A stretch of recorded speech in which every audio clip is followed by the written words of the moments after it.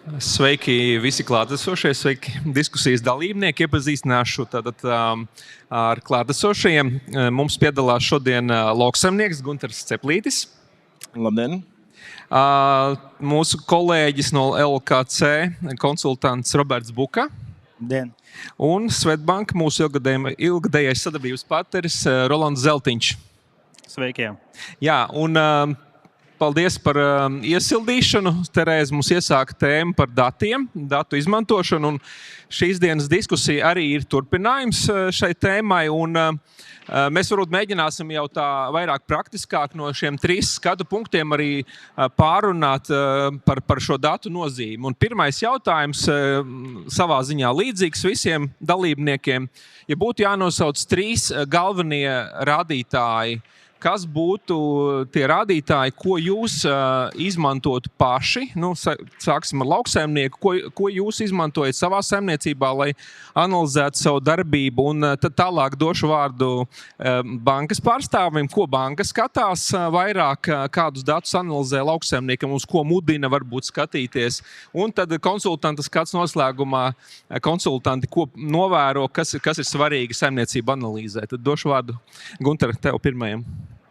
Jā, es savā saimniecībā esmu diezgan sakārtojis jautājums par kā aprēķināt pašizmaksu un bruto peļņu, un tad man ir tie galvenie dati, kurus es izmantoju. Man ir ļoti svarīgi aprēķināt nevis vidējo pašizmaksu, jo tas vienmēr arī ir kā tā vidējā temperatūra slimnīcā, jo pašizmaksa ļoti mainās graudiem un vispār augkopības produktiem no tā, cik liela raža ir bijusi. Un tad arī ir ļoti atšķirīgi tie lauki. Piemēram, man pagājušo gadu arī no viena lauka kviešu raža var būt 9 tonnas no hektāra, bet no cita, kur arī kaut kādu objektīvu iemeslu dēļ es kaut ko izdarīju nepareizi, ir 4 tonnas.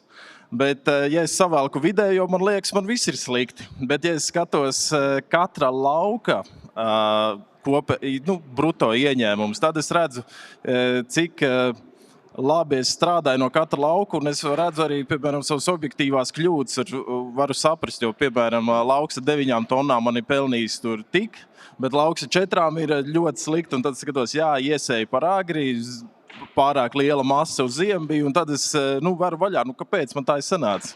Un tad tie galvenie dati ir, cik maksā izejvielas, un es vēl pielieku arī klāt, cik ir nomas maksa.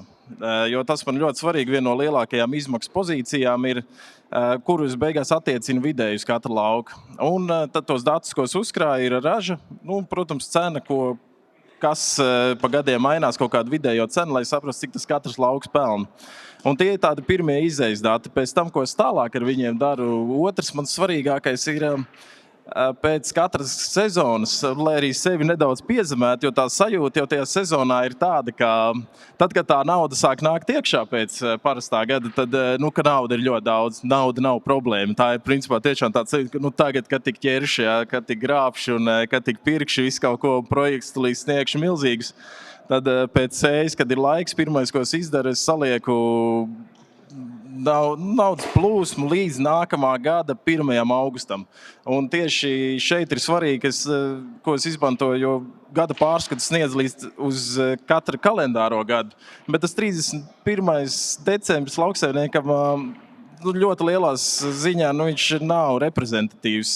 Un man ir ļoti svarīgi, kā es izdzīvošu līdz tam nākamā gada 1. augustam un ko es tajā laikā izdarīšu ar to naudu, ko es esmu nopelnījis.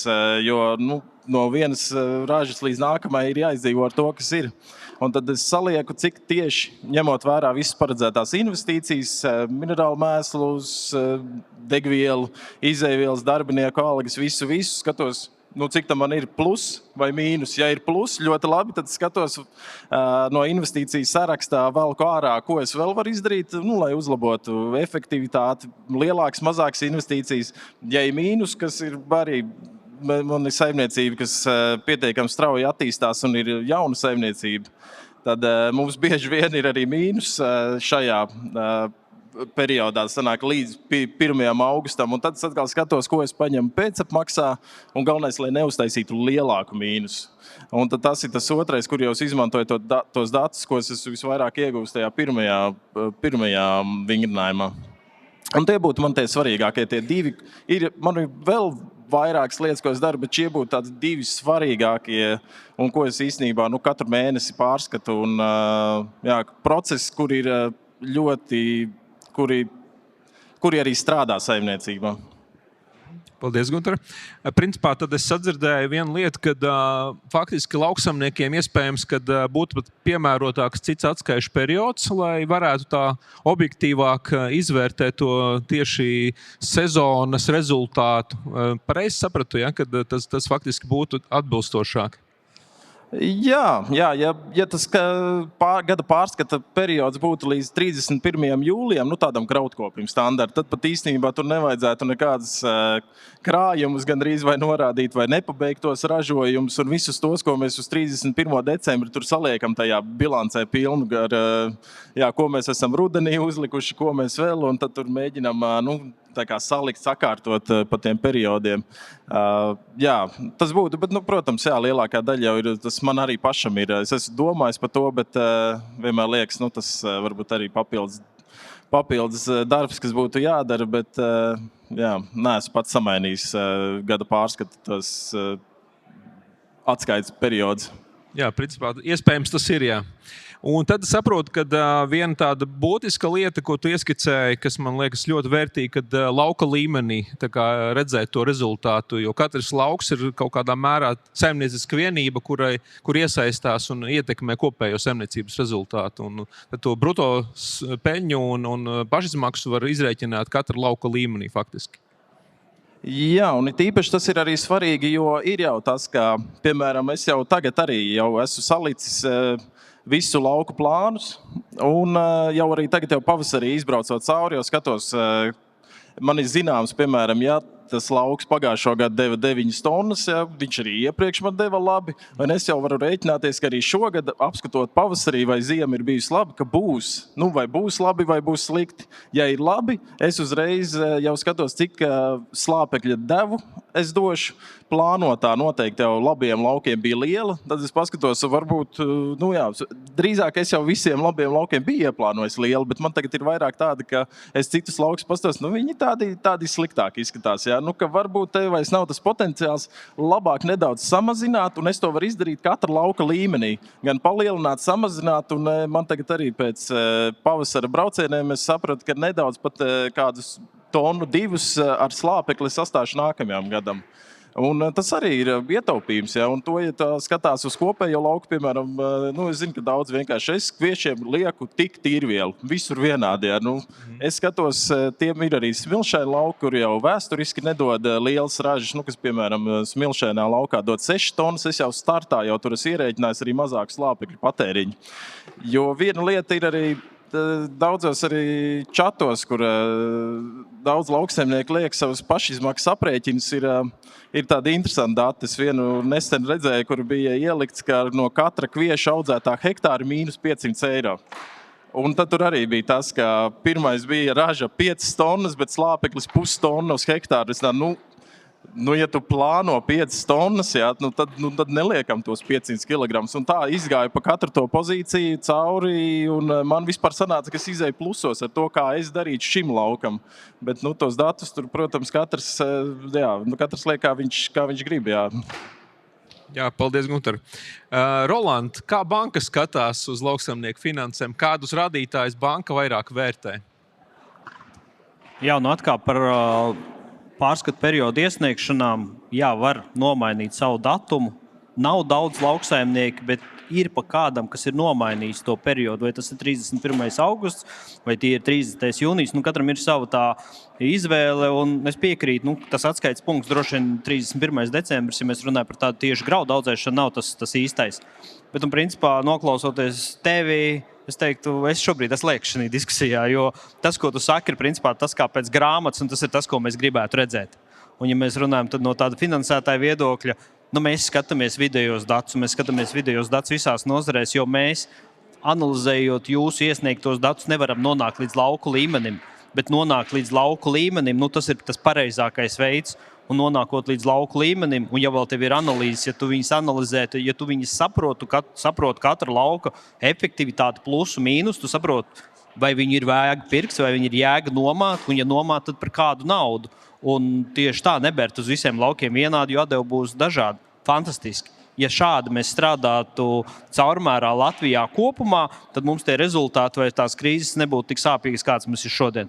Nu, tad bankā, ja mēs runājam par tiem 3 lielajiem vaļiem, droši vien, tad viens ir tā efektivitāte, un efektivitāte jebkurā nozarē.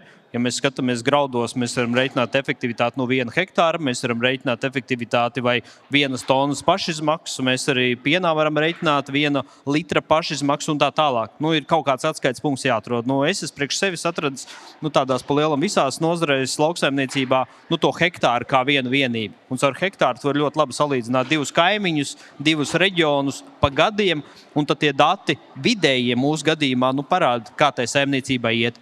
Otrs lielais ir tas kopējais aizņēmums sloks. Un tas kopējais aizņēmums sloks ir tieši atkarīgs no tā, cik tu esi efektīvs. Jo tu esi efektīvāks, jo tu vairāk vari aizņemties, jo tu vairāk vari atmaksāt, tu vairāk vari investēt, un tu kļūst vēl efektīvāks. Un tas ir atkal tāds liela bumba, kas veļās, bet ja tu pamatdarbībā jau pielaidi kļūdas un izdari kaut ko, ka tev tas lauks ir mīnus, tad tā bumba veļās pretējā virzienā.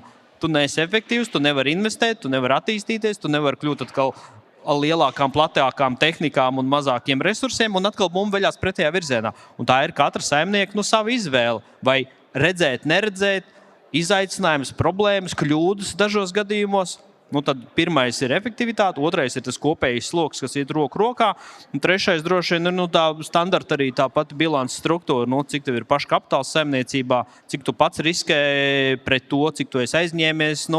Droši vien meloši teikšu, ka visas bilances ir caurspīdīgas un saprotams. Arī tu pieminēji par tiem pašiem krājumiem, mēs redzam sazīmētus krājumus, nēsošs dabā. Tas ir tas, ko mēs kā baņķieri analizējam un skatāmies. Un ja tev ir krājumi uz gada beigām lielāk nekā gada apgrozījums un gads ar mīnusiem, tad pārdod krājumus, tev būs plus, bet tie krājumi jau tur nav. Mēs esam sagrāmatojuši bieži vien tur tukšu gaisu, tā kā tās bilancēs. Tas tā īsumā par datiem. Jā, paldies, Roland. Kā ir ar lopkopības saimniecībām? Vēl papildus vienkārši jautājums. Tu minēji, ka hektārs ir tā bāzes vienība, ko tu skaties, vai lopkopības saimniecībām arī līdzīgi, vai tur tomēr ir dzīvnieki, kas kā bāzes analīstas vienība? Par pienu runājot? Jā. Visi jau tur izgriezt pret hektāru, jo arī mums subsīdijas ir piesaistītas hektāram un pats pamats lopkopības saimniecībai būtu jāpaskatās bruto līmenī, vai tu esi ar plusu, vai tu esi ar mīnusu tādā garākā periodā. Ja ir krīzes gads, piekrīt, varbūt 0 mīnusiņš, bet tādā ilgākā periodā, 5, 7, 10 gadu atpakaļ gaitā, ja mēs liekam piena saimniecību, tad bruto līmenī būtu jābūt plusiņam. Tad jau mēs saprotam, ka katru pienu, ko tu izslauc, tu jau izslauc jēgpilni. Kad tu pievieno jau vērtību, un tad nāk subsīdijas, kas ir tev investīcijām un atbalstam. Un tad jau mēs to rezultātu varam attiecināt pret 1 govi, pret 1 litru, pret 1 hektāru. Mēs varam dažādi. Bet tad, ja mēs attiecinām pret 1 hektāru, tad mēs vienā reģionā varam salīdzināt 2 kaimiņus. Mēs varam salīdzināt viņu pret graudnieku, mēs varam salīdzināt viņu pret gaļnieku, un tad mēs varam saprast, kurš šī pagastā, piemēram, to jauno zemes darījumu var atļauties nopirkt vai nē. Jo beigās jau tas caur 1 hektāru tomēr iziet. Bet mēs varam analizēt dažādi. Pamats būtu lopkopībā vai bruto līmenī ir plus vai mīnus. Okay, paldies. Robert, kā konsultants skatās uz saimniecībām, kam konsultanti pievērš uzmanību, analizējot saimniecību datus? Tad daudz jau tika pateikts, bet jā, es varētu piekrist Gundaram par to pusi, kad skatīties pašizmaksu rēķināt, ļoti cītīgi to mēs arī skatāmies, un bruto segumu. Bruto peļņu uz hektāru un pa kultūrām. Un tas, ko Rolands teica, kad sagroza datus ar krājumiem un tā tālāk. Labi, ja dara, lai mānītu banku, bet es ieteiktu nemānīt pašiem sevi, jo bieži vien ir tāda situācija, ka tie zemnieki māna arī paši sevi un tad netiek uz priekšu nekur. Un tas attiecas uz visiem datiem, uz ražām, uz izmaksām, arī uz nākotnes plāniem, kur kā ļoti liela komponente tiek likta cerība, bet iepriekšējie gadi rāda, ka tā cerība īsti neatmaksājās. Un mēs, kad rēķinam mēģinam viņu izslēgt ārā. Jā. Paldies, Robert. Paturpinot mūsu sarunu uz tādiem varbūt lēmumiem, kas gluži nav ikdienas, ir lauksaimnieki ik pa laikam dara investīcijas, veic investīcijas, lielākas, mazākas. Kas ir tās lietas, kam ir jāpievērš uzmanību un kas ir jāizanalizē pirms tiešām pieņemt lēmumu par investīciju? Gunter, tev pirmajam vārds. Jā, es varētu pastāstīt, kā mēs to darām. Mums arī tagad priekšā tieši ir plānotas lielas investīcijas pat tāda dīvainā laikā, kad cena ir zema, bet tomēr mums ir 5 gadu plāni. Un tagad es tikko arī sataisīju jauno 5 gadus plānu. Tad tas galvenais, ko es mēģinu saprast, jo kaut kāda mazās tehnikas vienības vai tādas, es tur varbūt baigi pat tajā investīciju plānā nelieku, bet lielās vienības, kā tagad, ka ir jauns traktors jāpērk, kombains un angārs un raudu kalti. Un tad tas svarīgais, ko es pats analizēju, ir salieku vairākus scenārijus, jo vienmēr jau gribās uzlikt to, visur raža ir vidējā 7 vai 8 tonnas, cena būs tur 250, un viss skaisti. Un tad es salieku vienu scenāriju, kurš varbūt ir tāds labs, bet vēl kādus 3, kur ir, cena tagad, teiksim, turās šādā līmenī 5 gadus, vai es izvilkšu kredītmaksājumus, vai man naudas plūsmas aizies, tad nākamais, skatoties vēsturiski, jāpadomā, ir, cik ražas ir stabils. Mums kaut kā zemgalē ir kaut kā ļoti paveicies, vismaz man un arī savus kaimiņus zinot, mums kaut kā tās ražas tik ļoti nesvārstās. Principā, ja pats nepielaid kādu objektīvu kļūdu, tad tu to katru lauku vari paredzēt diezgan precīzi, cik viņš tev dos, teiksim, pustonu uz augšu vai uz leju. Tāpēc es arī savos scenārijos iekļauju, cik tā būtu, ja būs pustonu uz leju, jo tomēr pustonu uz saimniecības vidējo ļoti samazina pieejamo naudas daudzumu. Un tad arī, it kā teorētiski varētu arī, cik ir pustonu uz augšu, bet es to nelieku, jo, ja ir labi, tad jau skaidrs, ka viss ir labi. Galvenais jau ir jāstāsta, ja būs slikti vai cik slikti būs, izvilksi vai neizvilks. Un tad tā galvenais ir scenāriji dažādi, un tad es paspēlējos. Galvenie faktori, piemēram, mums kā graudkopiem ir tas, kāda būs cena. Galvenais, ko pārbaudīt, vai arī pie šādas cenas mēs vismaz uz nulēm noturamies. Un kā ir ar sliktāko ražas scenāriju, un tad varbūt nedaudz pa tādām lielākiem izmaksu postiņiem. Bet galvenais varbūt vajag arī nesarežģīt, jo var jau salikt, ka katrā scenārijā mainās 10 dažādi faktori, bet beigās tad īstenībā tur neesi pārbaudījis pret nevienu faktoru. Un es galvenais to uzsvaru uz kaut kādiem 3 lielākajiem, pārbaudu un pastos, vai galā paliek naudas plūsmā atlikums, un tad jau ir viss labi. Un skatos, galvenais, vai ir kaut kāda rezervīta vēl. Principā tāds galvenais ir šī jutīguma analīze cenai un arī mazliet ražas arī jutīgums. Ja nosvārstās raža, kas būtībā ietekmē to iespēju saimniecībai norēķināties, piemēram, ar saistībā ar šo investīciju. Jā. Un man, piemēram, tas galvenais scenārijs, kuru es tiešām gribēju pārbaudīt, bija, ja sakrīt viss kopā. Zema cena. Un viņi sakrīt ar variāciju, kad arī raža ir zemākajā vēsturiskajā līmenī. Un tad kā izstās, ja tur ir vismaz kaut kāds plusiņš, tad ir ļoti labi. Tad ir skaidrs, ka to var, jo tas tāds scenārijs arī, kurš, protams, ir arī ļoti nepaveikties, jābūt, lai tā sakristu, bet arī tam ir jābūt gatavam, ka vismaz nav tur katastrofāls tas iznākums. Jā, paldies. Roland, pie bankas lauksaimnieki nāk parasti, kad vēlas kaut ko investēt. Kam banka pievērš uzmanību šajā gadījumā vairāk? Es gribu uzslavēt Gundaru tā kā no tādas bankas finansistu rokas grāmatas. Pirmkārt, naudas plūsmu, ko mēs praktiski neredzam vai redzam ļoti reti. 5 gadu scenārijus uz priekšu arī vienkārši pasaka. Un 3 scenāriju bāzes, optimistiskais un stresa scenārijs. Tieši tā, kā arī mēs reiķinām, kad ir lielākas investīcijas, ir bāzes scenārijs, ņemot vērā vēsturiskos datus, tad varētu būt optimistiskais scenārijs, ko tad dod jaunā investīcija, un tad ir stresa scenārijs, un cik slikti izskatās stresa scenārijā. Un tie ir tie modeļi, par ko mēs runājam. Skaidrs, ka mazajā saimniecību līmenī, kur saistības ir varbūt tur 50, 100, 200 tūkstoši, tas nav tik kritiski, bet ja mēs runājam par saistībām, kur aiziet miljonos, tā ir ikdiena, ko mēs arī bankā daram. Un ja mēs runājam par investīciju, man liekas, investīcijas jāsala divās daļās. Viena daļa investīcijas ir tās, kas, kā teikt, veido to naudu, vai ražo to naudu, vai pievieno to vērtību. Vecāku traktoru aizvietot pat jaunāk, jo leasing maksājums varbūt ir tāds pats kā esošā traktora remonta maksājumi katru gadu. Un tad ir otra lieta, kas ir tāda laba lieta saimniecībā, bet viņi neģenerē naudu. To mēs varam atrast jebkur, piemēram, laukumi, ceļi. Viņiem ir jābūt, bet viņi tieši naudu neveidos. Vai tur jaunu teliņu kūts piena fermā. Skaidrs, ka ir labi, teliņi būs veselīgāki, labāks potenciāls nākotnē, bet tev nebūs tāds tiešs naudas efekts. Un tad ir jāstāv tās investīcijas divās daļās. Tad ir tādi izaicinošāki gadi, tad mēs veicam tādas pamatinvestīcijas, bet ko tiešām mēs dzīvot nevaram, bet kas veido naudu. Un tad atkal tās investīcijas, kam nav tieši ietekmi uz to peļņas veidošanu vai uz to efektivitāti, to tad darām tad, kad esam uzkrājuši, tad, kad ir labi gadi un sadzēs saistības. Jo skaidrs, ka vajag laukums, nelūzīs traktori, gar fermām nebūs dubļi, nenesīs uz barības galda ziemā tur dubļus un tā tālāk. Tas viss ir skaidrs, bet tas nav tāds tiešs naudas efekts. Un tad man galvenā atbilde ir investīcijas, kas nav tieši saistītas ar naudas veidošanu, daram tad, kad tu esi finansiāli stabils, uzkrājis, spēcīgs, sadzēs saistības.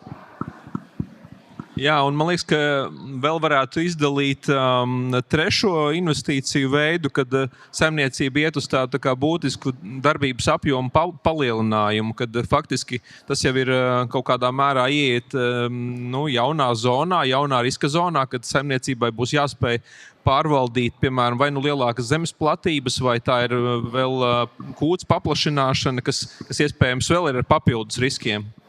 Skaidrs, ka ir, un tie ir tie scenāriji. Ja mēs skatāmies vēsturiski, tad attīstīties nav vērti, ja mēs attīstāmies ar maziem solīšiem, bet tas ilgtermiņā ir stabili.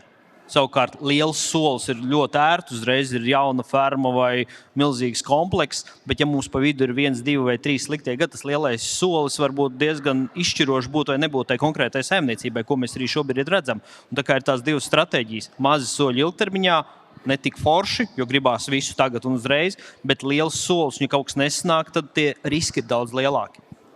Un tā ir jau atkal saimnieka stratēģija, vēlme riskēt, izprast, ir kuriem, kas riskē, tiem pieder pasauli, bet tie arī pa laikam cieši varbūt vairāk, kas riskē mazāk. Tas ir tāds stratēģijas jautājums. Riska apetīte, jā. Vēl es gribēju pajautāt, tu ieminējies par stresa scenāriju. Tad, kad lauksaimnieks plāno savu darbību, stresa scenārijā, kā būtu pareizi rēķināt no bankas viedokļa skatoties, piemēram, cenu pret pašreizējo cenu līmeni vai pret kaut kādu vidējo 5, 3 gadu cenu līmeni, kaut kādu noteikti procentu no tās vidējās uz leju? Droši vien mēs to stresa scenārijus varam modelēt ar dažādiem, ar 20% kritumu, 30% kritumu, bet ja mēs paņemam gan pienā, gan graudos, mēs tās vēsturiskās līknes redzam. Un ja mēs skatāmies šodien, mēs visi diskutējam, ka kviešu cena ir ļoti zema, bet ja es paņemu Matifa līkni pa pēdējiem 11 gadiem, tad pēdējo 11 gadu katras dienas kviešu Matifa augstākā cena ir kaut kā 211 eiro.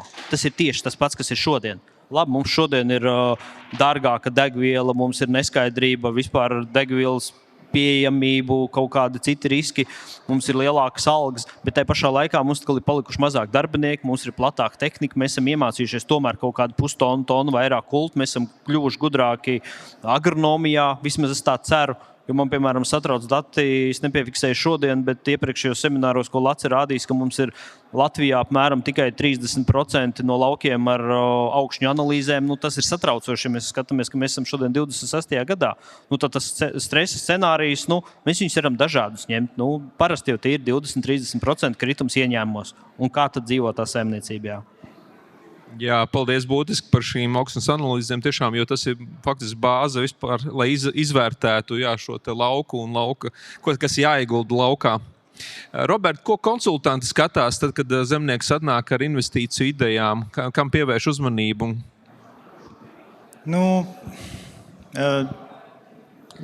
Viņš vienmēr nāk ļoti optimisks tajā visā, jo viņš ļoti optimisks tajā skatās. Bet mēs viņu cenšamies nosēdināt un pastīties ļoti kritiski uz to un reāli.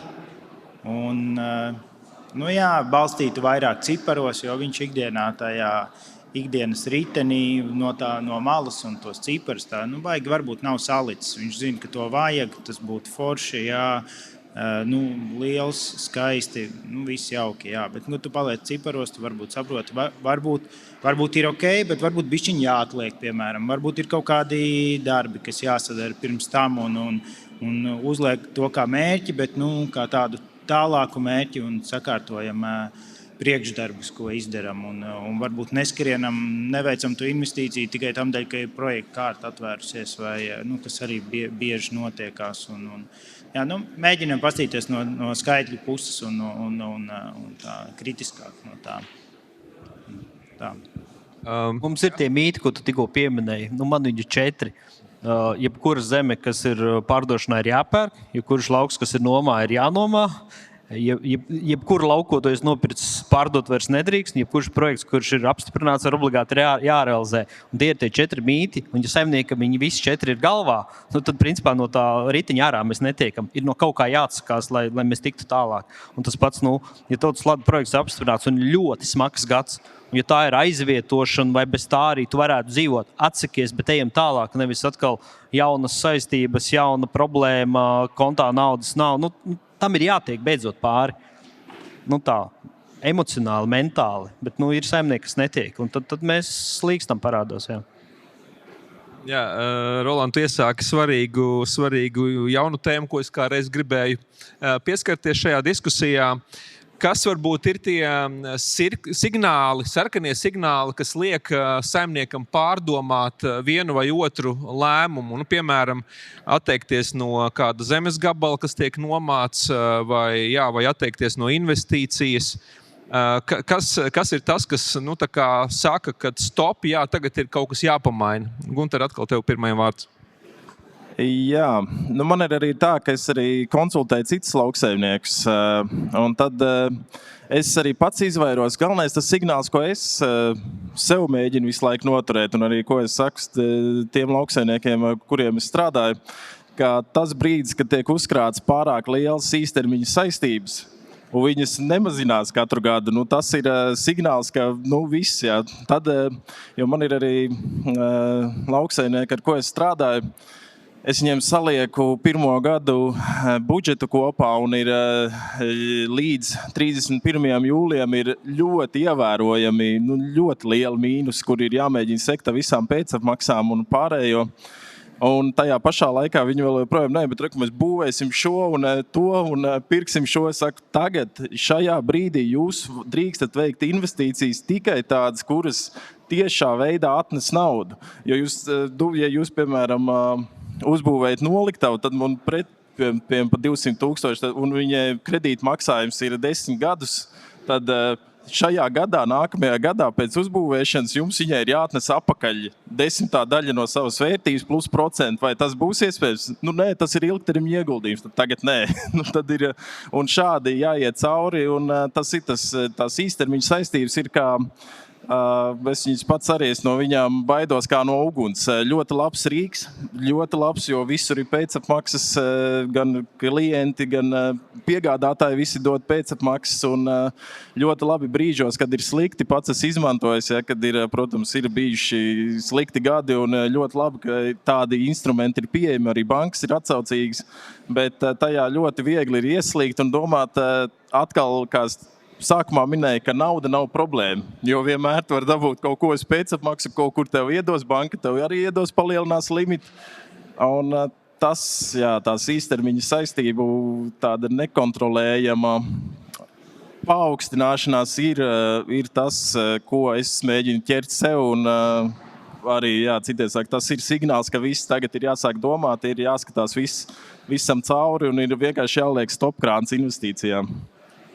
Vai tu varētu apmēram to ietērpt tādā konkrētākā rādītājā, kad tās īstermiņa saistības ir par daudz, vai kad jāsāk domāt vai uzmanīties? Jā, es tagad domāju, teorētiski jau tas būtu salīdzinājumā ar to apgrozījumu, bet es tagad nevarētu izdomāt tādu kā, to laikam man būtu tad jāprēķina, jāsagatavojas. Es vismaz sev kā skatos. Es sev skatos savai saimniecībai, es mēģinu pieturēties vispār pie tāda varbūt konservatīva, ka līdz 31. jūlijam man var būt naudas plūsmas caurums. Tas ir ok. Un tas lielums, cik viņš var būt, ir atkarīgs no tā, kuras to naudas iztērējas. Piemēram, ja man vienkārši standarta gadā ir mīnus 50,000 manai saimniecībai, tas ir daudz. Un tad es skatos tā labi, kāpēc man tas tagad ir sanācis. Un tad es skatos, kur nopirku zemi, pirmā iemaksa, tur notāram samaksāju, šeit, pareizi, tas traktors man tur salūza, tur tehnikai vajadzēja nomainīt, bet tie ir visi tādi ieguldījumi, viņi nes pretī naudu, ir skaidrs, kurus to naudas iztērēs, un es saprotu, labi. Pamatā mans uzņēmums ir pelnošs, es tikko veicu labas investīcijas, un tāpēc man nedaudz vajadzēs uz pēcapmaksu paņemt tur minerālu mēslus, ķīmiju un kredītlīniju patērēt. Es mēģinu sev tā, bet to noteikti var arī aprēķināt arī precīzi. Jā, paldies. Vēršos pie Rolanda. Nav noslēpums, ka pēdējā gada laikā ir dzirdēti dažādi gadījumi par saimniecību bankrotiem, par saimniecību pārdošanām. Kas ir tas, ko banka saka, kad ir galīgi sarkani signāli? Kad ir tiešām jāpieņem kaut kāda sāpīgāka lēmuma saimniekam? Labi, es pakāpšos mazliet solīt atpakaļ par to, ko Gundars teica. Es piekrītu, ka pirmais indikators, kad ir pirmā problēma, ir īstermiņa saistības. Un tad, ja tu esi pabeidzis gadu un tu nevari ar visiem noreiķināt, kaut kas ir jāpaliek uz priekšu, idejiski nākošajā sezonā, kad tu samaksāsi šī gada parādu, tas jau ir indikators numur 1, ka ir problēma. Tad mēs kāpam solīt atpakaļ. Kas ir tā ideālā pasaule, ja mēs runājam par tādu sabalansētu īstermiņa stāstu, ka, piemēram, rudens sēju, vismaz daļu tu vari pats, bet nevis visus parāda. Es teiktu, tāds mans ideālais modelis, ka trešdaļu tu visa gada apgrozāmos nofinansē pats, trešdaļu, piemēram, kooperatīvu un trešdaļu nofinansē bankas. Un tas ir ok, ja tev ir disciplīna, ka tev ir bankā apgrozāmie līdzekļi, ka tev ir bankā kredītlīnija, bet ir jautājums disciplīnā. Un man ik pa laikam pārsteidz un fascinē pieprasījumi. Man lūdzu apgrozāmu aizdevumu graudiniekam ar 3 gadu atmaksas termiņu. Kas ir apgrozāmie 3 gadu atmaksas termiņi? Tu iesēji, izaudzē, nokul, pārdod, sezona beigusies, nozēršam apgrozāmos līdzekļus, un tad mēs sākam jaunu ciklu. Atkarībā no tā, cik tev jaunajā ciklā ir hektāri, vai kā tev tas stāsts ir šis konkrētais gads beidzies.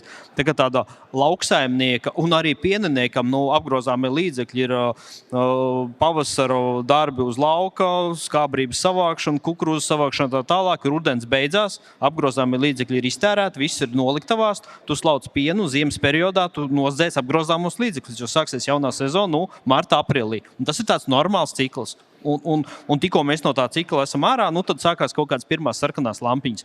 Un tad otrs, kas ir baņķieriem, tas, protams, lielais jautājums, tas kopējais saistību sloks pret to, cik tu spēj nopelnīt. Un ir tas DSCR rādītājs, kas ir baņķieriem skaidrs, ka tev ir jānopelna tik daudz pirms amortizācijas, lai tu vari samaksāt visus savus bankas kredītu pamatsumu procentu maksājumus, un vēl paliek kādi 20% pāri tā kā neparedzētiem izdevumiem, remontiem un tā tālāk. Tā kā, kas ir atjaunošana, kaut kāda pielabošana tā tālāk. Un ja mēs redzam, ka tie tavi maksātspējas rādītāji ir zem kaut kāda kritiskā līmeņa, tad ir jāsāk meklēt risinājumu. Vai nu ir saistības pa lielu, vai nu viņas ir jāliek garākos grafikos, tad skaidrs, ka tā saimniecība ar to uzņemto saistību apjomu netiek galā. Bet kopumā, atbildot arī uz to jautājumu, situācija, es teiktu, ir diezgan izaicinoša šobrīd. Mēs šobrīd redzam aizbergu redzamo daļu no tādas saimniecību bankrotu vai negribās to vārdu lietot, vai no to maksāt nespēju viedokļa. Bet šis gads būs diezgan liela atslēga. Un šim gadam mums kopumā ir jābūt virs vidējā, ja mēs runājam par graudu sektoru, lai daudz saimniecības vismaz varētu spērt pirmo solīt ārā no tās finanšu bedres, kur mēs esam nonākuši pa pēdējiem gadiem. Ļoti daudz atkarīgs no saimnieka vēlmes pieņemt lēmumu un no tiem lēmumiem, kas iepriekš ir pieņemti. Jā, un es sadzirdēju no tevis, ka faktiski ļoti svarīgi, lai katra sezona ir ar to, ka ir šīs īstermiņa saistības sektas. Katra sezona spēj finansēt pati sevi. Un otrs ir šī paša saimnieka līdzdalība sezonas izdevumu sekšanā. Lai nav tā, ka paļaušanās tikai uz saistībām. Redz, tā ir tā ideālā pasaule. Bet, ko nozīmē, ja tev ir laba sezona, un tev ir pārpalikums, tad viņš tev paliek kā buferīts. Jo, ja nākošā sezona būs slikta, tad to buferītu nofinansē tās nākošās sezonas kaut kādu lietu, kas nav izdevusies. Bet mēs dzīvē redzam lielākoties mazliet citādāk. Ir laba sezona, un tad tā nauda kontā ir nulle, un nākošā ir slikta, un tad mums ir atkal problēma. Tas ir lielais disciplīnas jautājums kopumā. Es vēl nedaudz arī ātri gribētu piebilst. Man ir tas, ka arī klausoties Rolandu, es atcerējos arī tādu savu zelta likumu. Jo mums citreiz sanāk tā, ka nevienmēr mēs visu varam izdarīt, bet ir uz kaut ko jātiecās. Ir jātiecās uz to, ko tu gribi sasniegt. Un tad tas, uz ko es tiecos, un kas ir man tāds kā zelta likums, uz ko es gribu tiekties, ir tas, ka ar nākamās, rudens sēja un visa sezona līdz nākamajai sezonai ir jānofinansē ar jau esošu naudu, vispār bez īstermiņa aizdevumiem. Un tas ir tas, ko es vienmēr katru gadu taisu pārbaudu, vai es to varu. Kā es teicu, mana saimniecība ir jauna, vēl neesmu tik tālu ticis, bet es katru gadu salieku, kad budžetu es skatos, bet kāpēc šogad es atkal to nevaru? Un tad es no tā eju un skatos tos iemeslus, kāpēc es nevaru.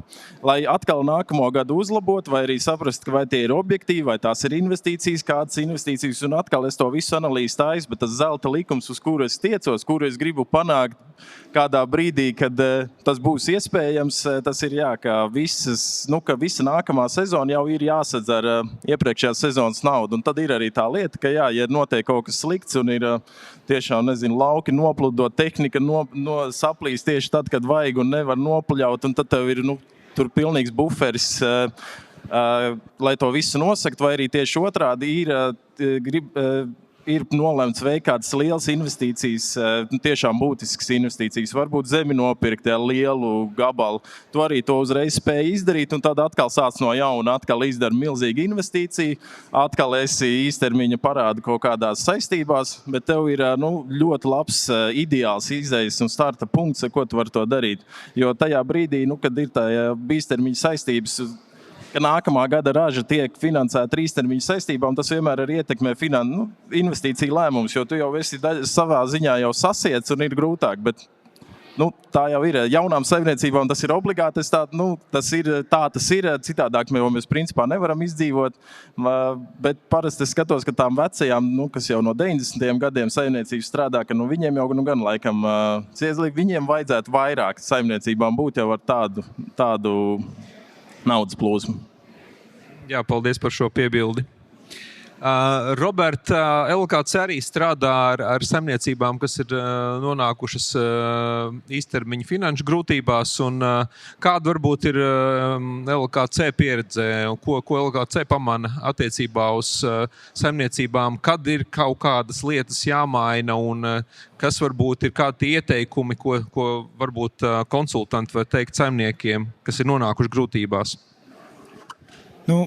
Pie mums nonāk, es teiktu, tie, kas ir nonākuši, viņi ir nonākuši. Būtu ļoti jauki, ja viņi būtu nonākuši 2 gadi ātrāk, jo šobrīd jau tie risinājumi, kas varētu strādāt, ir tādi patiešām sāpīgi. Jā, tur ir, principā, ir kaut kas jāpārdod, ir jānodzēš tie ilgtermiņa kredīti, ir kaut kas jāmaina un es teiktu vairāk drīzāk par tiem iemesliem. Iemesli ir bieži vien tie, kad saimnieki nepieņem realitāti, to situāciju, kāda ir. Pašizmaksas kāpums, nomas zemju cenu milzīgs kāpums un viss tiek rulēts uz priekšu un tā tālāk. Un tas noved līdz mīnusam. 1, 2, 3 gads tiek izcirsti meži, pārdotas tehnikas, liekas vēl kaut kas un dzēst, bet tu audzē tos graudus un viņi tur nenes un tu beigās nesedz neko. Un tad jau daudz kas ir vēlu. Tie instrumenti ir ļoti ierobežoti un daudz kas ir pa vēlu. Un arī, ja arī tie instrumenti būtu pieejami, es arī neredzu jēgu vienkārši nodzēst un turpināt tādā pašā garā. Un tāpēc mēs cenšamies parādīt to situāciju, kādēļ viņi ir tādi izvērtusies un ir jāpieņem kaut kāds lēmums, kaut ko mainīt. Un bieži vien ir jāmaina ļoti radikāli. Tā mēs cenšamies pieiet. Bet nav vienkārši. Jā, šobrīd nav viegli. Paldies. Un noslēdzošais jautājums mūsu šodienas diskusijā. Šobrīd tuvojās jaunā sezona un ir sezona saistīta ar jauniem arī ģeopolitiskiem riskiem. Naftas cenas ir pacēlušās, minerālmēslu cenas ceļās. Kas varbūt lauksaimniekiem būtu šobrīd svarīgi, kam pievērst uzmanību, domājot par jauno sezonu? Gundar, tev pirmajam. Jā, par ģeopolitiku es pēdējo mēnešu laikā ļoti daudz domāju. Viens, ko es pats pievērsu uzmanību, es vienkārši par graudu cenām biržā, es vairs vispār nevienu ieteikumu negribu dot, jo tur viņas ir tāds kazino, bet vismaz es pats, zinot, kāds ir tas graudu apjoms pasaulē, es diezgan lielu daļu no nākamās ražas nofiksēju. Negribu nevienam ieteikt, nezinu, varbūt visādi, bet paskatoties, kā tā cena sanāk un kādu mēs pagājušo gadu dabūjām, sapratu, labāk ir ņemt, kāda ir tagad, vismaz lielai daļai no ražas, un tad pārējo atlikumu es atstāju vēl kazino paspēlēt. Otrs, pa ko es ļoti satraucos, un mēs jau gribēju arī iegādāties kādu daļu no minerālu mēsliem uz nākamo sezonu. Jau vēl tā kā uz nākamo, šitai jau ir, bet paskatoties gāzes cenas biržā un vispār to dinamiku, naftas cenas bija ļoti pacēlušās, bet gāzes cenas beigās tā tikai runāja, bet paskatījos reāli, faktiski biržā nemaz nav tik ļoti, un tad es tā kā to atliku. Jo man bija tā kā divi satraukumi. Pirmais ir cena, kādu es dabūšu pa savu ražu, lai es varu kaut ko ieplānot, un otrs bija, ka arī pēc iepriekšējās kara darbības ar Ukrainu, kad minerālu mēsli bija ļoti, ļoti dārgi, un es domāju, ka tik atkal nebūs tas pats, bet tad to es tā kā nedaudz apslāpēju. Vairāk. Jā, tas arī tie divi galvenie, ko es izskatīju šajā mēneša laikā. Paldies, jā. Roland? Es tiešām sagaidu tādu pragmatisku pieeju bez pārspīlējumiem, jo mēs skatāmies arī pagājušā gada atsevišķos, nevis atsevišķos, bet daudzos gadījumos, ka gāze grīdā uz visu banku un ar vienu gadu mēģinam atrisināt tās iepriekšējā gada problēmas un atkal nesanāca. Tad neejam ar gāzi grīdā šogad, tur neejam uz maksimālu ražu ar maksimāliem izdevumiem, jo ja tad nesanāks, tad būs vēl smagāk. Tā pragmatiski piezemēti, kā es vienmēr saku, ja daba iedos 1 tonu vairāk, tā būs tīra peļņa, bet ja daba sodīs, tad būs milzīgi zaudējumi. Ja tu būsi pārinvestējies tādā hektāru griezumā, nevis pārinvestējies, bet ieguldījis pa daudz tai konkrētai ražai. Tā kā minēja, tur 500 kg minerālu mēslu tā tālāk. Varbūt nevajag pārspīlēt. Tādu optimālo piesardzīgo scenāriju vairāk. Labi, un Robert, tev arī noslēgumā? Jā, es teiktu, ka daudz kas jau ir izdarīts vasarā, es asētu, tur ļoti daudz ko mainīt nevar, bet ar minerālu mēsliem. Šis būs daudz kur tāds izšķirošais gads, un viņu vajadzētu tā lēnām nobeigt un tad skatīties, kas notiek, uz kuru pusi tā visa situācija mainīsies, bet baigi forsēt un cerēt, to cerības komponenti noņemt nost un lēnām pastīties, kas notiek tālāk. Jā. Paldies visiem par iesaisti diskusijā. Bija ļoti vērtīgas atbildes arī priekš klausītājiem, tā kā paldies jums! Paldies liels! Tad tiekamies nākamajās diskusijās pēc apmēram 25 minūtēm. Paldies!